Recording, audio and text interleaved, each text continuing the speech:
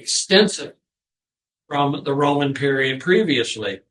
And you can see here in the plan the town itself, and they're doing extensive excavation up here. Here's the city wall running around. And every time they poke into something over here, they find magnificent and wonderful things. And that, of course, is not what archaeology generally is about. We're not Indiana Joneses, but this is a very unusual and unique situation. And of course, the town of Pompeii itself is remarkably preserved with all kinds of detailed material culture that doesn't really exist previously in terms of the archaeological record. So with that said and done, let's look at some of the examples of wall painting from Pompeii. And we have to remember that we have here a very narrow slice. We have here basically what was on the walls of Pompeii on that summer day in AD 79. Some things relatively recent, some things going back 200 or 300 years. So it would be a mistake to generalize too much. Now, there was a previous eruption of Vesuvius back in 62, 17 years previously. And so there'd been a fair amount of renovation going on in Pompeii during those 17 years. So a goodly amount of what was seen was relatively new. But again, I emphasize, it's hard to generalize about the genre from just this one little slice that we have, but to some extent, it's all we've got. There are other examples of wall painting. The best place to find wall paintings in antiquity is in tomb contexts. We have Etruscan tombs. We have the Royal Macedonian tombs, the tomb of Philip II, the father of Alexander, and various other things scattered through the Greco-Roman world. But it's only really at Pompeii that we have a kind of extensive repertory of painting. Now, it seems that the basic reason for wall painting in antiquity originally started as a way of brightening up the room. It's hard to imagine how dark these rooms were. Relatively small windows. Glass as a window substance was not really known. They used crystalline forms. Keep the windows small to keep the place comfortable. And dark light only by candlelight. So you start painting the wall, and that gives you some kind of atmosphere and some kind of environment that livens things up. And the very first paintings that we have tend to be blank panels, like you get here, simply covering the wall with blank panels. Now, the pigments used are quite limited. They're basically mineral pigments, such as this red up here, which actually is an official color now, Pompeian red. And it became very popular when this material was first discovered in the 18th century. And aristocratic people, palaces and so forth all over Europe started decorating their palaces in Pompeian red, which of course you can still see today. Pompeian red is basically a pigment from iron oxide. And it's probably the most common type of background color that's used. But there are other colors. There's green, which we don't have any here, but you know what green looks like. That's from malachite, usually. Chalks could be used to create white, and soot could be used to create black. Here we certainly have some chalky white up here. Blues, remember this is, even though it's in very good shape, it's badly faded. It would have been much brighter and much sharper in antiquity. The blue, like in the panel over there, is probably indigo. And if you get a purple, such as you get a little bit of up here, that probably is from the mollusks from the city of Tyre in Phoenicia that provided purple coloring for textiles, clothing, and so on, all over the ancient world. All the purple robes and so on that you would see in the sword and sandal epic, that theoretically would be purple from the city of Tyre and a couple of other places. You could get some shading by mixing. You could mix red earth, the iron oxide of red earth. You could mix it with yellow ochre and get a paler kind of red orange, which is probably what this is here. But that's about it. They're not terribly many colors. So the genre essentially starts out by having wall panels painted that have essentially no decoration on them whatsoever. But eventually, as the genre evolved, we got more and more complex sort of decoration. Here you can see the use of architectural forms. And you can see these panels as if they were paintings. And these become exceedingly complex as time goes on. Here, for example, we have essentially a building scene. And if you look at this and kind of deconstruct it, again, remember, even though it's some of the best stuff we have for Roman painting, it's not in very good shape. But still, you can see it's some kind of scene, a street scene with an archway, a kind of entrance here. People, all kinds of people in various dress here, a colonnade coming back this way, and a colonnade going back this way, and probably more up here that we've lost. It's very complex. It also raises the issue of the Roman use of perspective, which I will get back to later after we've looked at some examples. That's kind of a knotty and complex question.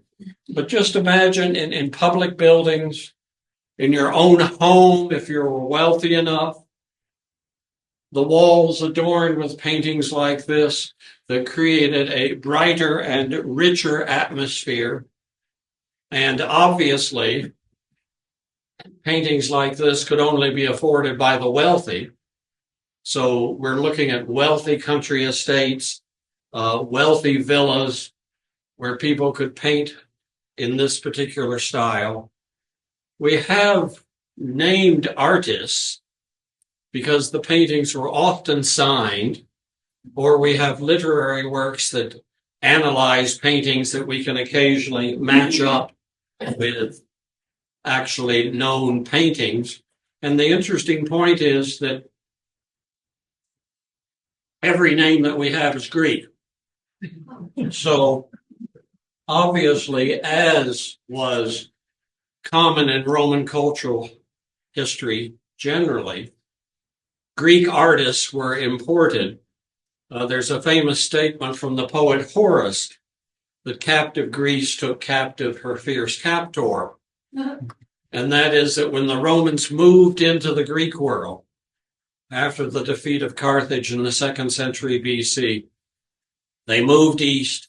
They moved into Asia Minor, the traditional Greek world, Syria, those areas. They swept up vast amounts of Greek culture, Greek material art, sculpture, and things like that, as well as a vast number of Greeks themselves, including Greeks of intellectual and cultural talent. So this painting, we can only speculate, but it was sitting on a wall in Pompeii in AD 79. It probably was not terribly old because of the complexity of it. And it was painted by some Greek who would have been a slave. And slavery, you can't think of slavery as it existed in modern colonialism. slaves in antiquity could be people from any social status. So some Greek artists of talent who might have come from Athens or Ephesus was commissioned by the owner of this particular house to create this painting. What, of course, we don't know is what exactly was he painting. Is this an imaginary scene, or is it an actual street scene in Pompeii or some other town? But as you can imagine, paintings like this give us a very solid repertory of things that we don't get now. Yes, Paul. What media was this painting? Are they able to discern that? What media was used to make this painting? Are they able to discern that? Well, the kind of dyes that I mentioned a while back, not dyes, pigments actually. So this you mix it up, and we have descriptions, and you slap it on the wall. It's not fresco in the modern sense at all. It's just simply painted by hand and painted on a wall, which would have been a plaster wall originally. The walls, the construction technique of these walls is basically either brick or indigenous stone blocks of some sort. You put plaster on top of that, and then you paint the wall.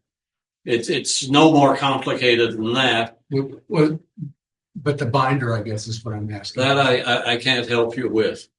I'm not, as I said, I don't know much about the technical stuff. As far as I know, it was simply painted on the plaster surface of the wall. So, looking here at another painting of the same type, again, we see the same basic colors. We see the same attempts, somewhat more and less successful at perspective. Sometimes we have the basic panels down here, and this is probably an architectural fantasy, really. It probably isn't anything, because we've got this kind of half circle looking out through a round building, Corinthian style. There certainly are round buildings that exist like this, especially in Rome, Temple of Vesta in the Forum Bois, and other examples, but it's probably a fantasy. And all kinds of architectural devices. It's almost like it's a study for architectural technique. Columns and architraves and antefixes, things of that nature. And once again, the attempt to work with perspective, but not very successfully, and I'll explain why in a bit. But we get some very interesting things. Here's one of some kind of a country villa. And you kind of have a feeling this one's real.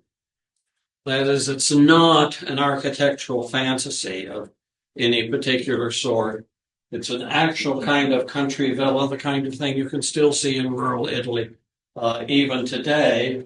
The kind of fortified tower at the left, and then a colonnade leading across here. Very simple kind of Doric or Tuscan style columns, not the elaborate richness of what we've been looking at with the Corinthian columns, the sculpted architraves and the like. And another building over here, again, perspective problems, and people down here. So these paintings kind of go from the real to the fantasy. The one that we saw previously, as I said, really has to be just how many architectural motifs can you put in one painting? Not really a particular place. But this, I can well imagine, is somebody's country villa that he or she put on the wall of their house in Pompeii to remind them of the good days out in the country. So it seems to have moved from the solid panels at first, and I have a better example down the way of the solid panels, from the solid panels at first to the showing of architectural things, to a kind of landscape architecture, which this is kind of between It's not pure landscape, but it's not an architectural fantasy either. The other track that we go down is figured scenes, basically showing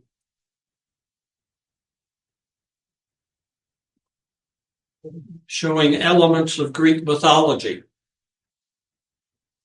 And these are often easily identified because we have such a vast literary reference on Greek mythology. But again, it's important in a historical sense because it tells us how people looked at Greek myth, again, in Pompeii at this time. This is a famous incident from the Trojan War material described in the Iliad. It is Hephaestus, the craftsman god, making the shield for Achilles, with presumably his mother, Thetis, there at the side looking on. And we know from the Iliad and countless other sources the description of this, but this gives us a certain immediacy. I mean, the Iliad is 700 BC. What did people think of the Iliad in AD 79? Did they even read it? But here we know this is a representation of a particular mythological event as it was interpreted during those last days of Pompeii. And of course, this brings another feature that we really have not seen yet, and that is the depiction of people.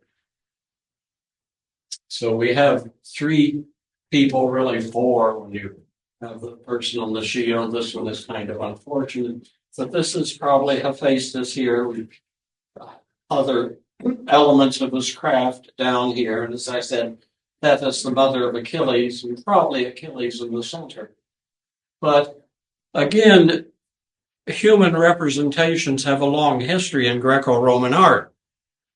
But at the same time, we get a sense of immediacy here, how people looked at these gods and heroes at this particular time. And of course, as always with art, showing people, these were probably models. These were probably real people who modeled for this unknown artist.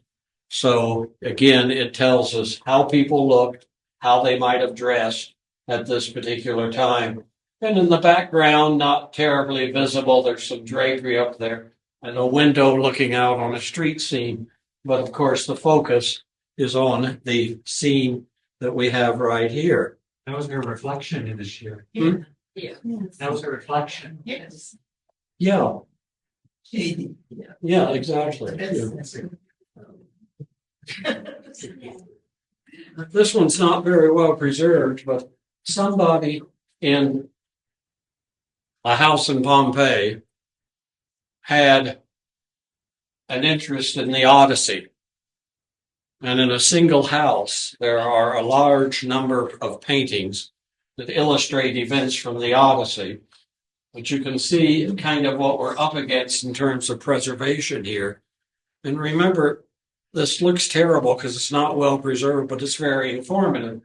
But here, you can kind of barely see it, is Odysseus's ship. Here's another ship. And here is somebody on the land, other people on the land. And it's probably, there's several possibilities here, but probably the scene from the Odyssey where he landed in the territory of the Laestrygonians, who were not very happy of this ship full of Greeks showing up. And here is one person throwing a rock at Odysseus, and they promptly left. Again, it's a mixture of people seeing, this is a landscape scene with mountains back here. So we're beginning to get all kinds of stuff pulled in together. And we can see, again, in this particular one, the intensive use of people.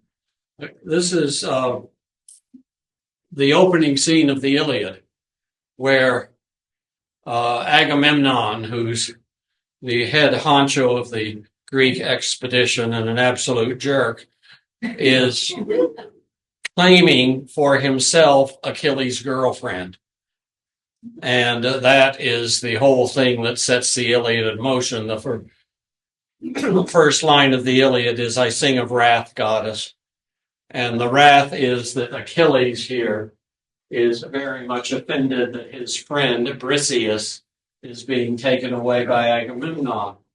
But look at all the people here and how they're represented, how there's a deliberate attempt to show a person's back here, Achilles proper. They seem to have adopted the Egyptian convention of having men with darker skin, women with lighter skin. We don't have any solid evidence for that except what you see in the fact they also did this in Egypt. But it seems to be a standard convention, and we're beginning to get fairly strong depiction of faces here, especially in the face of Achilles here. Again, reminding us that this is someone who was probably living in and around Pompeii in the 1st century AD. Another type of this kind of painting, another scene from mythology, shows some of the problems that they had. This is the rape of Cassandra. When Troy fell, Cassandra, remember, was the prophetess who predicted that Troy would fall. But she'd had a relationship with Apollo, and when she broke off the relationship, Apollo cursed her by saying, your prophecies will never be believed. And so she predicted everything disastrous that was going to happen at Troy, and nobody believed her. And here at the very end of Troy, we have her fleeing to the altar of Apollo there on the side, and she's about to be attacked and assaulted by Ajax.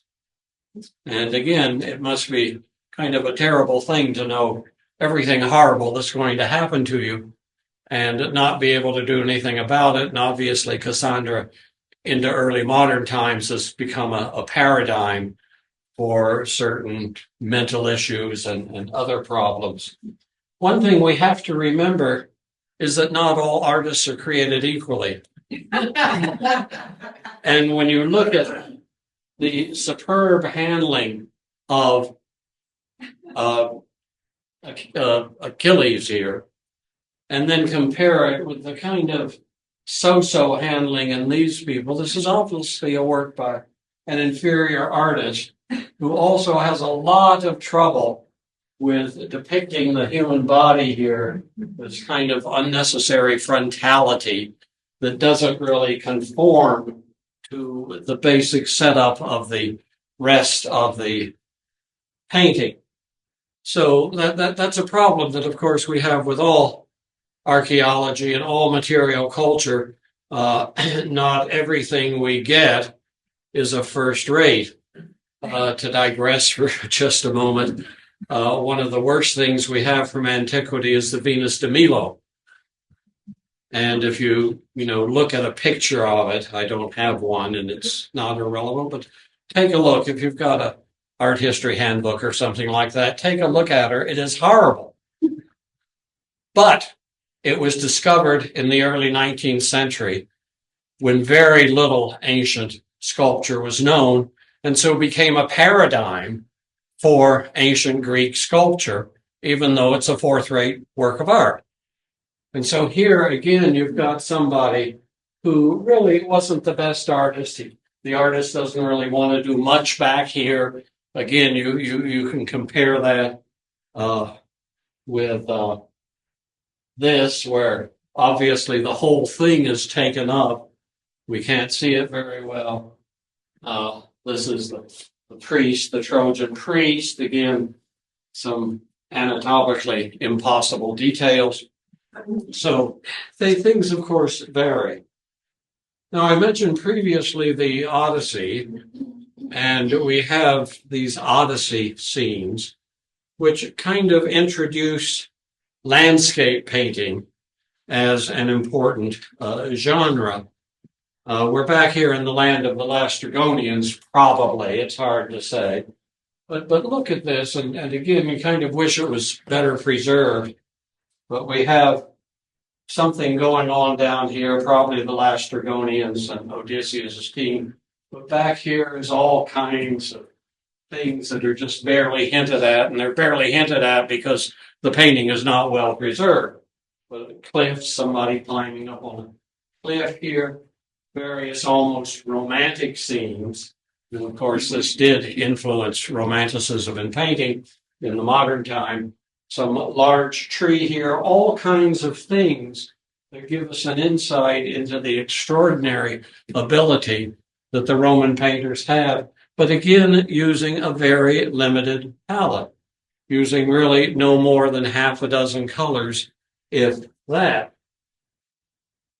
And here we have another example from the Odyssey, and you can see how it fit into the wall here because here's a painted pilaster. This is the Cyclops story, and the Cyclops who was eventually defeated by Odysseus. It's not a Cyclops in terms of modern horror movies. He's simply a monstrous person. Cyclops, Kukloples, means round eye. And somehow this was taken in early modern times to mean he had one eye, but there's no real evidence for that in antiquity. And again, this is as good as the previous one. The figures are a little sketchy here. Here's the Cyclops who's been laid out to be tortured. But again, landscape details of interest, probably up here as well, vegetal material. And you can see, as I said, how it fits into the wall of somebody's house. You don't get hanging paintings like we do. You get the paintings actually put right on the wall. So we have here how you can see the context of these paintings. The solid panels here, this is orange, so it's probably iron oxide with yellow ochre mixed together. And this as if it were a hanging painting of the mythological type. This is baby Heracles. One of the stories about his youth was that he was attacked by a couple of snakes and killed. Problems with the frontality here. It doesn't hold up anatomically. And then over in the other two panels, we get the kind of thing we were looking at previously. Yes. Are these taken in Pompeii, or are they been removed from Pompeii and put into a museum? It varies. A lot of them are in the museum in Naples, and they were removed. It really depends on when they were discovered. A lot of them are still in situ. The ones in Pompeii tend more to have been removed simply because of the period in which they were discovered. More recent things from other villas, from Herculaneum, which has been worked on much more recently, are still in place, although they're doing their best to preserve them. So depending on where you go, if you go into a house in Pompeii, you're likely to see a lot of blank concrete walls. If you go into one of the villas in the area, Villa in Stabii, which is on the bluffs up above Pompeii, a wealthy subdivision, you will see them still very much in place. This certainly is still in place because you get a hint up here of where the painting broke off in the actual background wall of the house itself. The theory of archaeology, of course, has changed over the years, and we try today to preserve as much as possible. In the early 18th, 19th century, it was rip off as much as possible and take it to Berlin or Paris or London. And we try to avoid that today. Going back to figured scenes, we have here the three graces, which Raphael could not have seen. It's just that the three graces motif shows up in literature. but three female figures, completely naked, which is unusual. It was considered a little disgraceful to show women naked. You could show men naked. And this is throughout Greco-Roman art. Men are athletes. They have great bodies. Women, well, that's another matter. But again, showing a fairly reasonable handling of the human body, and obviously an attempt to show front and back, which of course you can't do in mural painting, you can do in sculpture. But to have one with her back toward you, one facing right, one facing left, it's almost a study for different ways of depicting the human body. Very realistic faces and some very relatively solid handling of the anatomy, although there is an attempt to extend the torso a little bit too much, which often shows up in Greek sculpture. One thing we don't understand very well is the relationship of these paintings to sculpture. Is this a painting of an existing sculpture, or does an existing sculpture follow this painting? It's hard to say.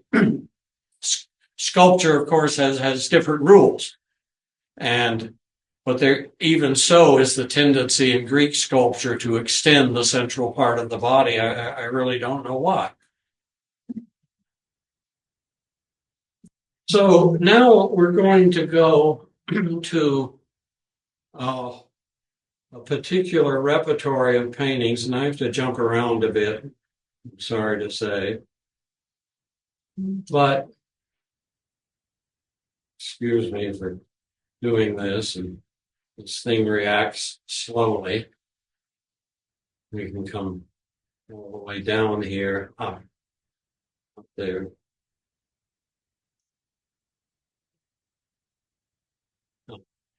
Just north of Pompeii is a very well-preserved Roman villa. Again, you have to realize that much of this was covered by ash and to some extent lava. A villa of an exceedingly wealthy person living just outside the city limits.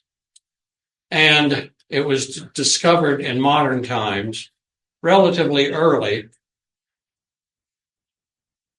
and for reasons that will become fairly obvious, came to be called the Villa of the Mysteries. And much of it is a fairly standard Roman villa with all the features that you would expect in a villa. And by villa, I mean an expensive house. In this case, an expensive suburban house. But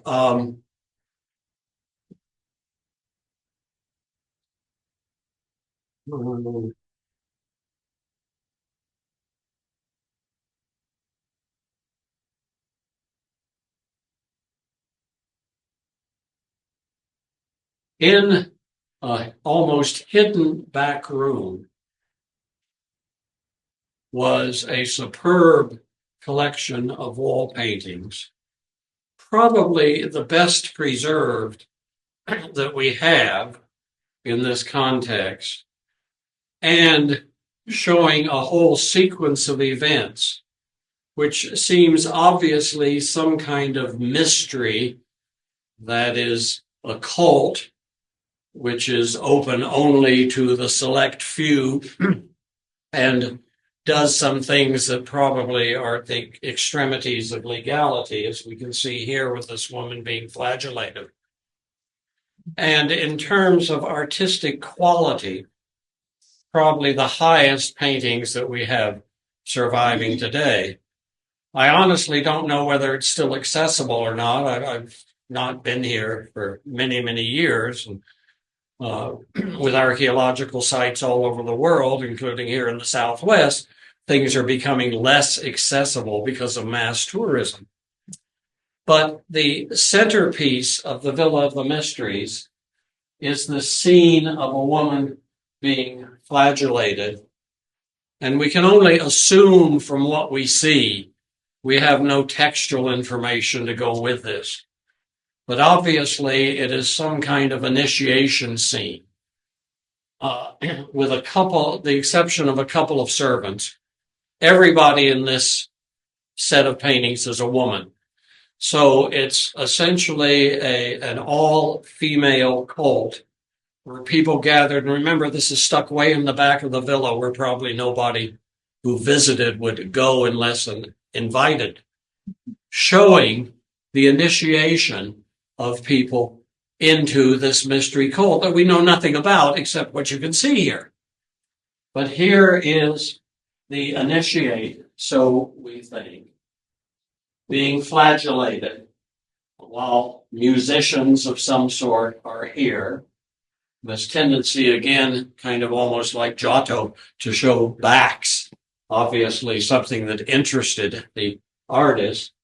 Background walls of Pompeian red, so we have kind of two layers here. This you can kind of assume is the actual wall of the villa, and these are the participants in front of the wall.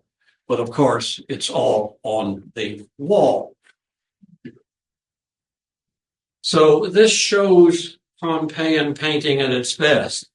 This is a person we might think of as being the person in charge, maybe the owner of the villa, the domina, some person of authority. And again, you can see two important things here. One is almost the complete color palette that was generally used in antiquity, with the Pompeian red and yellow and purple and white, and also other details of material culture, such as this very elaborate chair that she's sitting in, and her hairstyle. She's got some kind of a scarf. You can't see it very well, but she has a necklace here, and her mode of dress. So these paintings are very important on two levels. One is from an artistic and technical point of view, and the other is for giving us insights into material culture that we don't normally get.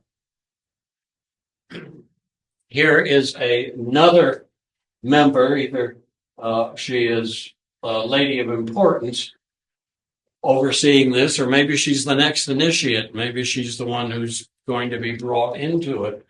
Shows us the dress, the long layers here. She's got rings on her fingers, and we have some idea of the hairstyle. And again, the conceit, the idea that she is standing in front of the wall, which would be a blank wall of Pompeian red, but of course she is part of the wall. This is just simply a close-up to show how they really are very expert in handling faces. I mean, one could, I suppose, measure this out and find anomalies. The nose seems awfully long, but still, someone who is watching, evidently not totally giving her approval of what's going on. She has a necklace. She has earrings. And again, information about the hairstyle parted down the middle, and the usual limited palette that we see. This is one of only a couple of men in the painting. They're probably lowly servants. This one's finding out that the wine jar is empty or something like that.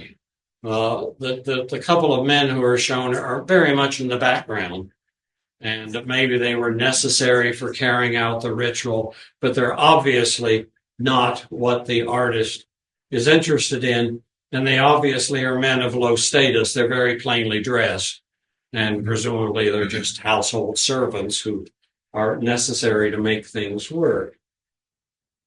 This is simply a close-up of the woman that we saw before, that you can see a little more of her personal details, a bracelet here, and a necklace here, and her kind of stola, it's called, the thing that goes over the shoulders, and the hairstyle, standing in front of a decorated wall of, or sitting actually, of architectural decoration, and watching kind of in this impassive way. We kind of find ourselves wondering exactly what she's thinking. And here we have a view of the whole thing, essentially.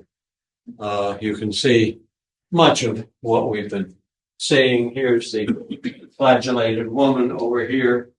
This seems to be gods who are watching. Here's the servant that we've seen, but this certainly looks like a god who is supervising this. I mean, your rituals are not going to work unless you have divine approval. So the gods have to be there. And here are other people coming in, sitting at a table, bringing food, architectural decoration. So again, the two-level thing that the people are theoretically in front of the wall, which has these red panels, and then architectural decorations of all sorts. So this really shows the ability of Roman painting at its very best. And I think that's the last one. You also get an insight into the flooring, which is essentially modern but reproduces the flooring. Yes. I'm wondering about the date of these. Have they dated them? Well, Pompeii we know. Was 1700? No, Pompeii we know erupted in AD 79. So the minimalist interpretation is this was on the wall of a wealthy villa in AD 79. Now, how far back it goes before that is more difficult to determine. And it probably, because the painting, as you can see, is in better shape than many of the things that we've looked at, we probably have to assume it was relatively new.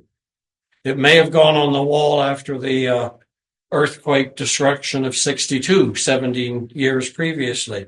But I think we can confidently say this is a painting of the 1st century AD. So this is a painting of the era of the emperors Claudius and Nero, that particular period in Roman history. And remember that one of the tenets of Marxism is that history is the history of the upper classes. And we certainly have it here. This is a painting of a very wealthy person who could hire the best artists who were available. You know, the average shop owner or peasant or something like that didn't have access to this kind of stuff. So that's probably about all we can really say. So it's kind of after the Renaissance. No, AD 79. Yeah. The year 79. Yeah, 79. Well, to me, yeah, I was wondering because it looks so. Well, these things influenced not so much the Renaissance because it wasn't known, but certainly they influenced Baroque, late Baroque and Romantic architecture. People started discovering these things in 1748. And you can see European palaces that are covered in Pompeian red in the walls today. Obviously, there were different standards for the handling of human figures by 1748, but certainly the iconography and the basic ideas of these paintings became very influential. In the Renaissance, these weren't known. Very little was known. The Golden House of Nero allegedly was discovered by Michelangelo and Raphael at that time, and some of the paintings in there influenced the Renaissance. But they found a lot of sculpture, like the famous Laocoon sculpture there. But this stuff was not known to moderns until after 1748. Okay, this was painted then in 79, 80 or later. Just before AD 79. This was painted then. Then, yeah. Okay. And then not seen for 2,000 years or 1,800 years or whatever. So we drift back through these. We'll go on to another issue, and that's landscape or garden painting. The Romans, at least at this time, were inveterate gardeners. This is one of the better preserved houses in Pompeii, where the ancient garden in the central atrium has been restored. And gardening came to Rome in the 1st century BC from Asia Minor, where scientific gardening and the seeds of modern botany had been developed. And from that time on, the Romans became very much noted for their gardening, for their development of plant hybrids, fruit trees, and so forth. And this eventually impacted the painting. And so there's a whole genre of garden or landscape painting, some of it very nice. Now, this ought to be very nice because it's in the villa at Prima Porta, just north of Rome. It's in the urban sprawl today, which was owned by Livia, the wife of Augustus. And it's actually from the villa where the famous Prima Porta Augustus, that standard statue of Augustus, was discovered. But she here had in what seems to be her private room a very fine landscape painting. If any of you remember I, Claudius, this was reproduced in Livia's rooms in I, Claudius, and that was perfectly reasonable to do so. But it's a garden scene, a fence here, and then another fence, and then all kinds of plants here, mostly fruit trees, which can be identified. The botanical accuracy is fairly high on this, and we have enough literary treatises on the topic, including a whole work on gardening from about the period of the eruption of Pompeii. Now, of course, we're not at Pompeii anymore. We're in Rome, and the painting today is in the National Museum in Rome, the museum across the street from the train station. But still, this happened to be preserved, and it's a whole different genre. No human people in here, a few animals like the bird over there, and then a mountainous background here, which has to be a fantasy background, but bringing the idea of scientific gardening into the art world, and again, using the relatively limited palette that we have been talking about all along. Yes, Paul? When you're talking about garden, you're probably talking about functional gardening rather than ornamental gardening. Both. You know, obviously these are fruit trees, and I presume they're functional. There's a lot of ornamental gardening, and what we saw here, which is obviously a modern recreation, but sometimes you could find the roots and seeds and recreate it. This is obviously ornamental. But there was a lot of scientific work done on hybrids, what to plant, seasons of planting, and so on. So they were working a great deal on this. And so it's both, basically. But Livia's garden here, which may or may not be real, it certainly has enough detail for it to be real, was what she saw every day when she was in her private rooms. And here is another garden scene, a tendency to put little animals in garden scenes. This happens in sculpture too as well. Gives us a whole different genre. Again, fruit trees of different sorts, but a kind of detail given to the leaf shape and to the various fruits. Finally, there is the still life. The Romans experimented a good deal with still lifes, and they set them up just as people would do today. This is obviously 2 shelves with fruit on it and a glass bowl. That's important in the material culture record, because things like that don't survive whole. The Romans were fairly good at glass making, getting the materials from either Egypt or Phoenicia, and the fruits that can be recognized. But of course, the real problem here is the totally screwed up perspective, where the fruits on the other shelf are going to fall off very quickly and very easily. And this is a problem that the Romans tangled with. Now, in the Renaissance, of course, we think of the Renaissance as the period that perspective was developed. And to be a little more precise, what happened in the Renaissance with people like Alberti and to some extent Brunelleschi was the development of a scheme of perspective, the concept of the vanishing point, things that you as painters have to deal with every day. The Romans never had any such scientific scheme as far as we know. They just painted. And of course, they knew the obvious, and that is that things can be behind one another, and that things that are in the distance tend to be smaller than things that are up close. But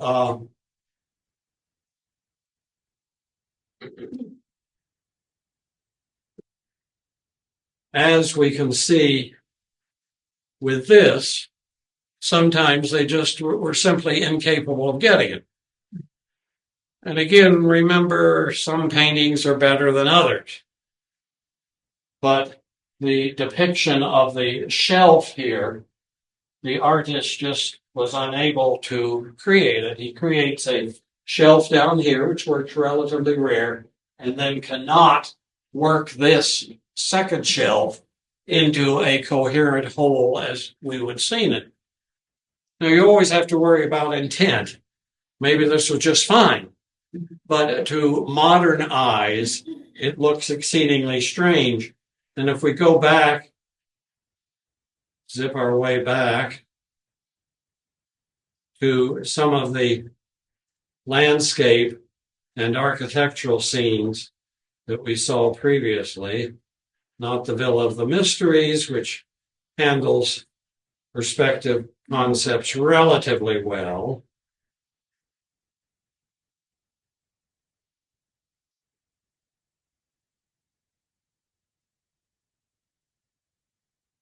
Sooner or later, we will get to one of these architectural scenes.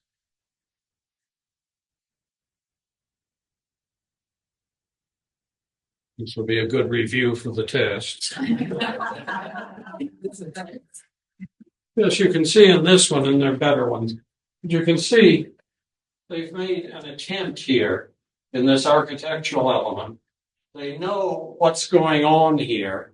They just lack a scheme to deal with it properly. So things are in front, things are behind, but there's no vanishing point.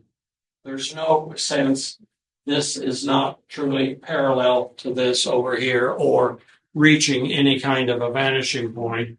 And I think we can find a better example if we work our way through the landscape scenes. I will say in my defense, the response time is relatively slow here.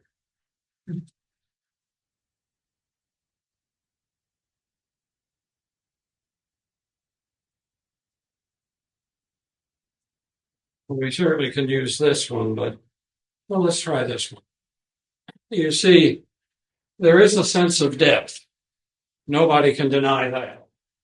But any sense of coherent perspective with this kind of sticking out in your face, with this isn't bad here, but again, it flies up in the air in a strange way. So you can see what the problems are. And it's because, as far as we know, nobody ever sat down and said, how are we going to systematically attack this? We've got a fair amount of literature on art, artistic technique, and so forth from antiquity, works like The Natural History of Pliny. And no one, at least in what we have, mentions how do you deal with what we would call perspective.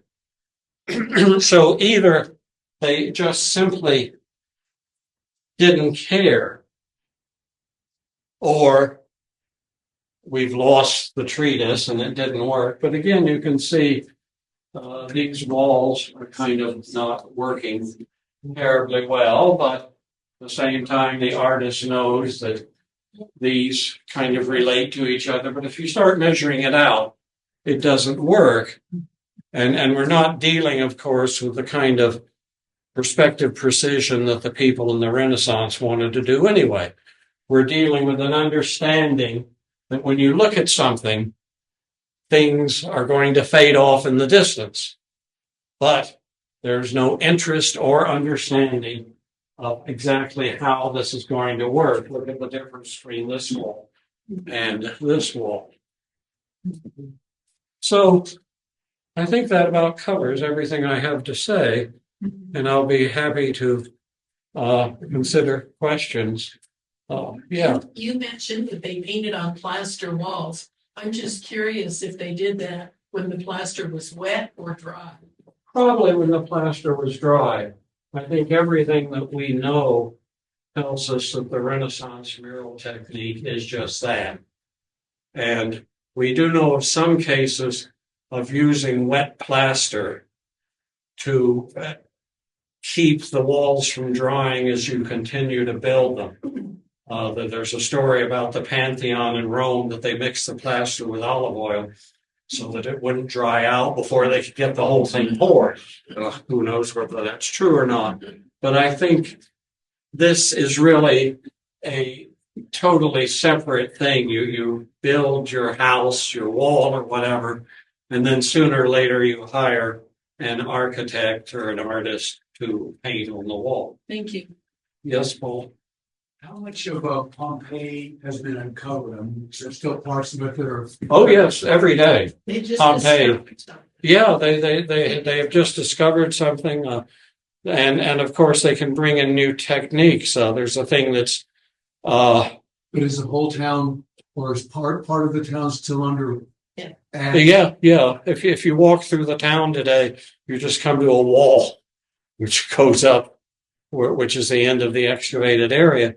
There was a thing in the media just the other day about using DNA to determine more about the sex and maybe the age of some of the victims of the town.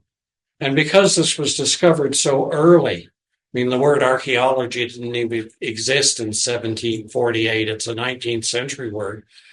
The early excavations were very much haphazard by modern standards, and now they can bring modern techniques. They've probably uncovered 3/4 of the town, but it's worth remembering that Pompeii doesn't exist in isolation. This was a very populated area, a very wealthy area of the Roman world, and there are many other villas and town sites and so on that could be discovered in the future and may yield other things. One of the exciting things about Herculaneum is they've discovered the library. But the problem is that the scrolls were all kind of calcified together and unreadable.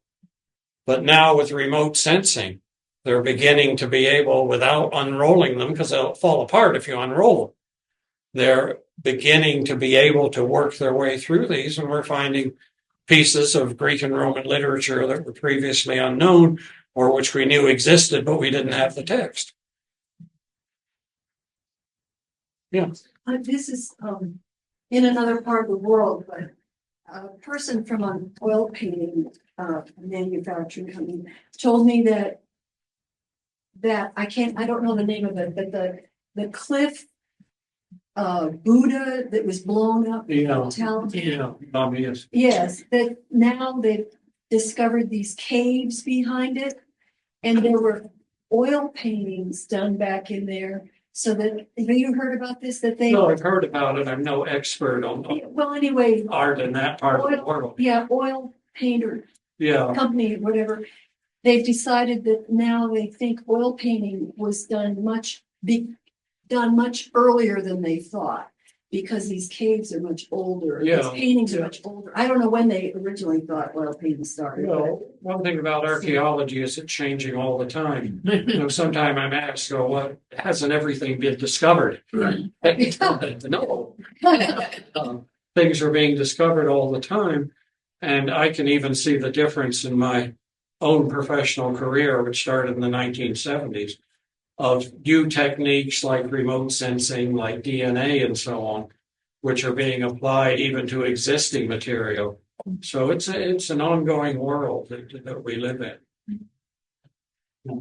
In the painting for the initiation, there's some diagonal lines that were parallel. Is that just there, or was they trying to depict something?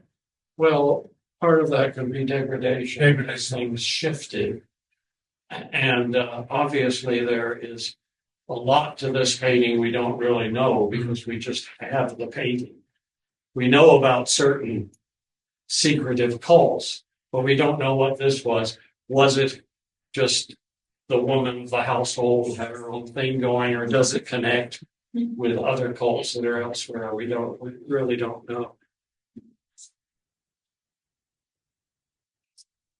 Okay, well, thank you all.